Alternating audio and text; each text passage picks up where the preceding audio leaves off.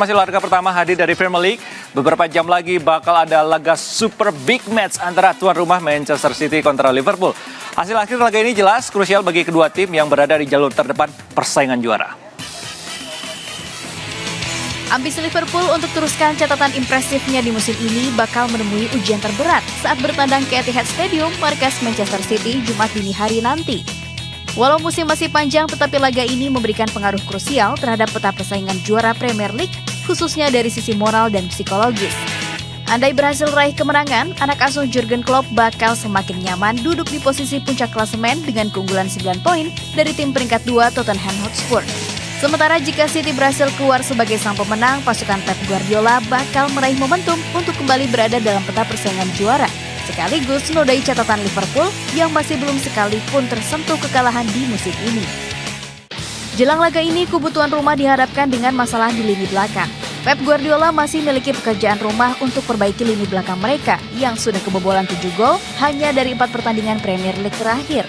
Apalagi tim tamu datang dengan kekuatan lini depan yang sangat tajam. Hingga pekan ke-20 Premier League, The Reds jadi tim tertajam kedua dengan cetak 48 gol. Hanya kalah dari catatan City yang telah buat 54 gol. Penampilan impresif Liverpool ini pun membuat Pep Guardiola tak sungkan menyebut calon lawannya ini sebagai tim terbaik di Eropa saat ini. They are, in that moment for me, the best team in Europe in the way they play, in the consistency, and they control all the details in their game. So, but it's a good challenge for us. So we're going to reduce the gap, focusing in what we have to do to win the game. Everybody's asking what happened if the same we lose. Now what happened if we win? Jelang laga ini, City bisa sedikit bernapas lega dengan kembalinya gelandang andalan Fernandinho. Sebelumnya pemain asal Brasil ini harus absen di laga kontra Crystal Palace dan Leicester City. Absennya mantan pemain Shakhtar Donetsk ini pun sempat tinggalkan lubang di lini tengah The Citizen yang akhirnya harus menelan kekalahan di 2 pertandingan tersebut. Untuk hadapi The Reds, striker asal Argentina Sergio Aguero masih bakal jadi andalan utama The Citizen untuk bisa cetak gol ke gawang Alisson Becker. Mantan pemain Atletico Madrid ini tercatat selalu berhasil cetak gol dalam 6 laga kandang The Citizen terakhir menghadapi si merah. Tapi ambisi Aguero untuk teruskan catatan impresifnya saat bertemu dengan The Reds tak akan berjalan mudah. Musim ini, lini belakang anak asuh Jurgen Klopp tampil kontras dibanding musim lalu. Performa impresif lini belakang The Reds yang dikomandoi Virgil van Dijk dan Alisson Becker di bawah mister gawang membuat Liverpool kini jadi tim dengan jumlah kebobolan paling sedikit dengan 8 gol. Jumlah ini jauh lebih baik dibanding musim lalu, di mana gawang mereka sudah kebobolan 23 gol dari jumlah pertandingan yang sama. Ketajaman trio lini serang tim yang bermarkas di Anfield selalu jadi sorotan. Salah satu andalannya Mohamed Salah yang telah catatkan 13 gol dan 7 assist di Premier League musim ini bakal jadi andalan utama Jurgen Klopp untuk bisa akhiri catatan negatif mereka yang hanya bisa raih 1 kemenangan dari 9 lawatan terakhir ke markas Manchester Biru. Jelang laga ini seakan tak mau kalah dengan gaya merendah Guardiola, Klopp juga melempar pujian kepada sang calon lawan. It's a normal game against Manchester City, a very difficult one of the most difficult games you can play in modern football world. Away at City, we felt that plenty of times.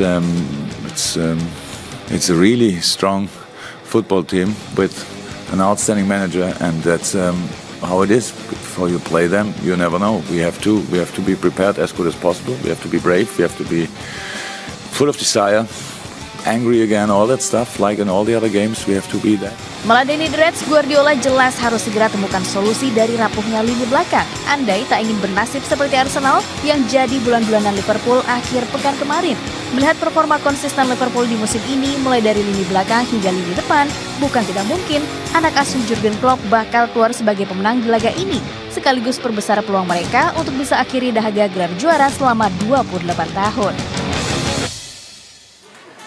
Oke, usai jeda kami masih akan kembali dengan rangkaian informasi olahraga lain, diantaranya kemenangan beruntun keempat Manchester United dibawa oleh Gunnar Solskjaer. Jadi tetap di Net24. Ya, kembali di Net24 masih dari Premier League, kemenangan keempat beruntun dari Manchester United asuhan oleh Gunnar Solskjaer bertandang ke St. James Park, markas Newcastle United. The Red Devils menang dengan skor 2 gol tanpa balas. Nah, meski menguasai jalannya laga, tim Setan Merah ini sempat kesulitan membobol gawang tim tuan rumah di babak pertama. Penampilan apik yang ditunjukkan Martin Dubravka di bawah mister gawang The Magpies membuat skor kacamata bertahan hingga turun minum. Nah, kemudian di menit ke-64 babak kedua, Setan Merah akhirnya bisa membuka keunggulan. striker pengganti Romelu Lukaku yang baru masuk ya di 38 detik di lapangan, sukses memanfaatkan bola rebound hasil tendangan bebas Marcus Rashford. Dan ini jadi koleksi gol ke-8 Lukaku dari 18 pertandingan Premier League musim ini. Nah, sementara satu gol MU lainnya dicetak Rashford usai memanfaatkan umpan Alex Sanchez 10 menit jelang pertandingan berakhir. Sejak United ditangani oleh Rashford, memang jadi salah satu pemain yang tampil tajam dengan lesakan 3 gol dari 4 pertandingan. Nah, dengan kemenangan ini catatan spesial pun berhasil dibuat Solskjaer. Ia jadi pelatih kedua sepanjang sejarah MU yang sukses bawa timnya raih kemenangan di 4 laga awal Premier League pertamanya. Nah, sebelumnya pencapaian serupa pernah dibuat oleh pelatih legendaris Sir Matt Busby di tahun 1946. Dengan kemenangan ini juga semakin penting karena untuk pertama kalinya dalam 8 laga Premier League terakhir, Setan Merah berhasil catatan clean sheet. Dan kemenangan ini juga MU masih di posisi 6 klasemen sementara dengan koleksi 38 poin atau selisih 6 poin dari Chelsea di peringkat keempat yang jadi batas aman untuk bisa lolos ke ajang Champions League.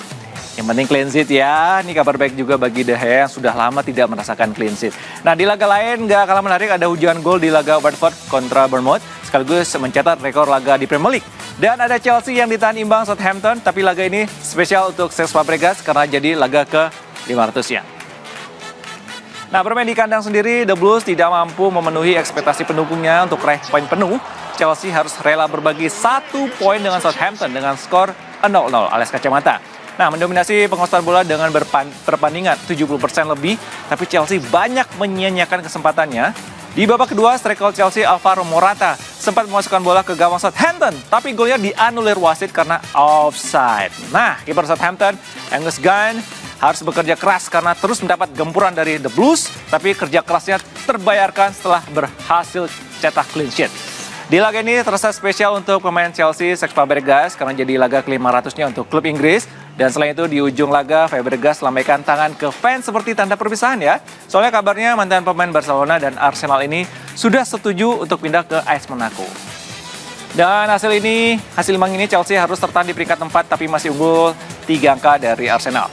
Nah, laga lain di match week ke-21 Premier League, banyak gol tercipta di laga Bournemouth melawan Watford di Vitality Stadium. 6 gol diciptakan kedua tim di babak pertama. Kapten Troy Deeney menjadi pembuka keran gol untuk Watford. Dan di laga ini juga ia berhasil mencetak brace pada menit ke-14 dengan sundulannya dan pada menit ke-27. Namun Bournemouth mampu serangkan 2 gol hanya dalam jeda waktu 3 menit saja, memanfaatkan umpan set piece melalui sundulan pemain belakang mereka Nathan Ake pada menit ke-34 dan sundulan Callum Wilson pada menit ke-37. Skor pun imbang menjadi 2-2. Nah, harapan untuk mencuri poin dari kandang The Hornets sempat muncul saat Kane sempat berhasil menceploskan bola melalui tendangan pada menit ke-38. Namun sayang, 2 menit berselang, Ryan Fraser berhasil selamatkan Roma dari hasil kekalahan di depan pendukungnya sendiri. Nah, di babak kedua skor 3-3 tidak berubah. Ini merupakan pertama kalinya di laga Premier League menciptakan 6 gol di babak pertama sejak 2015 lalu pada laga Southampton versus menjamu Aston Villa. Nah, sebelum pertandingan sepak bola di Liga Top Eropa, kita sering lihat ketika pemain memasuki lapangan sebelum kick-off, mereka menggandeng ya anak-anak yang disebut player escort atau bisa juga disebut maskot. Tapi ternyata di Premier League ada sejumlah klub yang memberlakukan harga mahal bagi anak-anak yang ingin menjadi maskot pemain tersebut.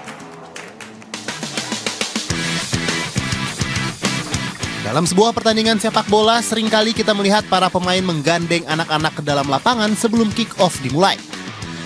Peran anak-anak tersebut seringkali disebut sebagai player escort atau maskot. Adanya peran maskot bagi anak-anak ini ternyata adalah peraturan wajib dari FIFA yang bekerja sama dengan UNICEF dan lembaga PBB dalam misi pergerakan kepedulian pada anak-anak dengan slogan Katakan Ya untuk Anak. Di sisi lain, hal ini juga ditunjukkan untuk mencegah perlakuan supporter yang seringkali melebihi batas. Hadirnya maskot anak-anak ini diyakini bisa mengurangi dan mencegah hal tersebut terjadi di tiap pertandingannya. Namun siapa sangka untuk menjadi maskot dalam sebuah pertandingan di Premier League dibutuhkan biaya yang cukup mahal. Tercatat ada sekitar 11 klub di Premier League yang memungut biaya bagi siapa yang ingin menjadi maskot klub. Mayoritas dari klub tersebut justru adalah klub yang berada di luar zona Big Six. Karena diyakini biaya maskot tersebut sangatlah membantu klub dalam hal pemasukan per musimnya. Harga yang dipasang masing-masing klub pun cukup beragam. West Ham United sejauh ini tercatat sebagai klub yang memungut biaya paling mahal di Premier League dengan £700 atau sekitar 13 juta rupiah per anak. Sementara Bournemouth jadi tim dengan harga maskot termurah yaitu £185 saja atau 3,3 juta rupiah. Harga itu sendiri masih sangat bisa berubah dan bertambah, tergantung dari paket-paket yang dipilih oleh orang tua anak. Tiap klub biasanya memiliki paket-paket berbeda seperti tiket pertandingan, foto bersama tim, jersey tim, hingga tanda tangan pemain. Di balik itu adanya biaya untuk jadi maskot mendapatkan kritik tajam dari para pecinta sepak bola Inggris. Mereka menganggap hal tersebut adalah sebuah kebijakan yang memalukan, karena hanya anak-anak yang berasal dari keluarga dengan ekonomi baiklah yang bisa merasakan hal itu. Untuk itu, tidak semua klub Premier League memasang harga untuk jadi maskot mereka. Tim-tim seperti Arsenal, Everton, Chelsea, Huddersfield, Liverpool, Manchester City, Manchester United, Newcastle, dan Southampton adalah tim yang sama sekali tidak memungut biaya untuk hal itu. 9 klub tersebut justru lebih memilih cara untuk jadikan para pemain akademi mereka menjadi maskot di tiap pertandingannya. Dari Inggris sekarang kita ke sepak bola Spanyol, tepatnya ke klub ibu kota Real Madrid. Dua pemainnya alami nasib berbeda di penghujung tahun kemarin, terutama saat Santiago Solari memimpin ya. Kisah Lucas Vazquez dan Isco Alarcón seakan bertukar sejak beberapa musim terakhir. Kini Vazquez kembali main reguler, sedangkan Isco lebih banyak mengisi bangku cadangan. Skuad bertabur bintang Real Madrid membuat persaingan merebut starting 11 benar-benar ketat. Tak jarang di setiap pekannya kala Madrid bertanding ada beberapa pemain dengan profil besar hanya duduk di bangku cadangan.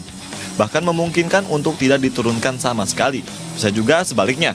Terkadang ada pemain muda yang menggeser posisi pemain senior di starting line up sebelumnya. Setidaknya hal itu terjadi musim ini di Real Madrid, terutama saat pertukaran posisi dari Julen Lopetegui ke tangan Santiago Solari. Dua pemain yang paling terkena dampak ialah Lucas Vazquez dan Isco Alarcón. Bagi Vazquez, selama masa kepemimpinan Julen Lopetegui, ia sangat jarang dimainkan sebagai starting 11. Di 9 partai awal Liga bersama Lopetegui, Vazquez hanya 1 kali tampil full 90 menit. Sisanya ia hanya masuk dari bangku cadangan. Sedangkan saat Solari memimpin di 4 penampilan terakhirnya bersama Los Blancos di Liga, ia selalu bermain full selama 90 menit. Bahkan di 2 pertandingan Piala Dunia Klub, ia menjadi pemain penting Madrid dengan tampil 152 menit di 2 pertandingan. Vazquez dinilai bermain sangat baik ketika menyerang serta bertahan. Penyerang 27 tahun ini seringkali juga menjadi senjata andalan Zinedine Zidane dalam beberapa pertandingan penting di Liga Champions periode 2016 hingga 2017. Termasuk eksekusi penaltinya di final 2016 serta pergerakannya di partai perempat final melawan Juventus, yang membuahkan penalti kemenangan. Seakan berbanding terbalik, Isco Alarcón justru harus rela menjadi penghangat di bangku cadangan di era Solari. Saat Lopetegui memimpin, Isco merupakan pemain favoritnya di timnas Spanyol dan Madrid. Dari 7 pertandingan Liga yang ia mainkan di era Lopetegui, 5 diantaranya Isco memulai laga sejak awal. Sedangkan di era Solari, Isco sama sekali belum pernah tampil sejak menit awal di Liga. Bahkan di Piala Dunia antar klub, ia hanya bermain sebanyak 22 menit di semifinal. Sedangkan di final, ia tidak diturunkan sama sekali. Ex-pemain Malaha ini memang sering dilanda masalah inkonsistensi. Terutama sejak era Carlo Ancelotti di Madrid, Isco selalu rasakan naik turunnya penampilan.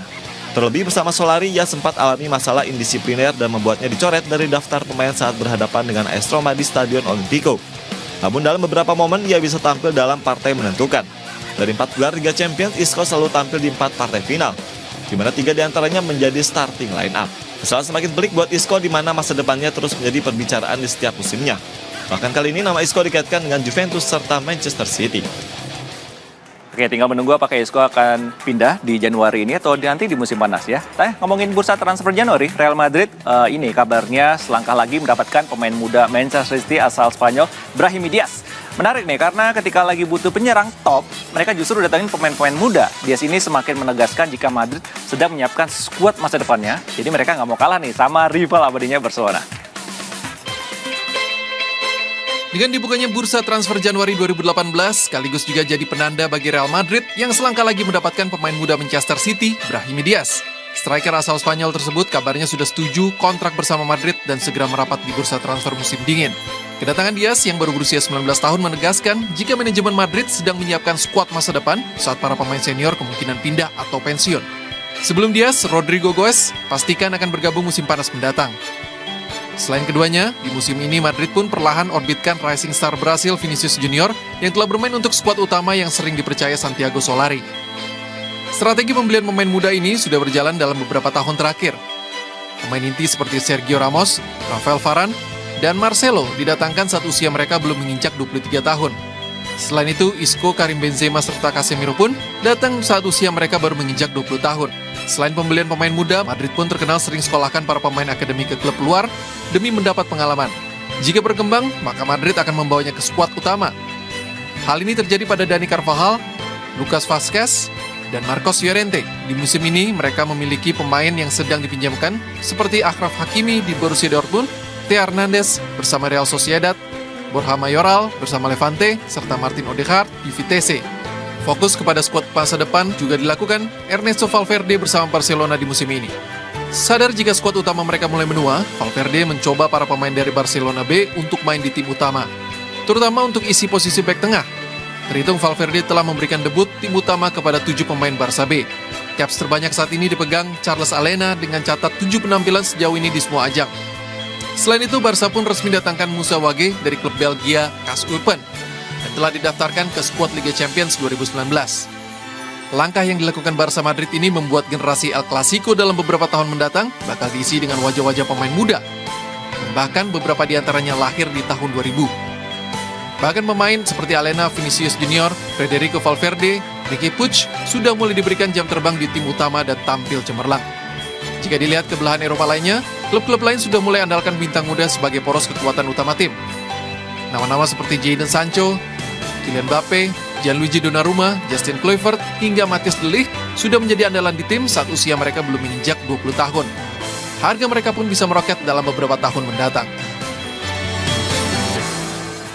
Nah, ini menarik nih. Kalau Madrid sedang mengincar Brahimi Diaz, apakah Isco Alarcón menjadi alat barter Brahimi Diaz dengan Isco Alarcón ke Manchester City? Kita tunggu saja karena Arsenal juga memburu Isco Alarcón karena dia mencari pemain untuk sebagai pemain pengganti Antonio Ramsey. Kemudian MU juga sedang siap-siap. Ketika nanti Alexis Sanchez pindah, kemungkinan Isco Alarcón bisa ke MU juga ya. Oke, berikutnya jangan kemana-mana karena kami masih akan kembali di Net 24. Tetap bersama kami.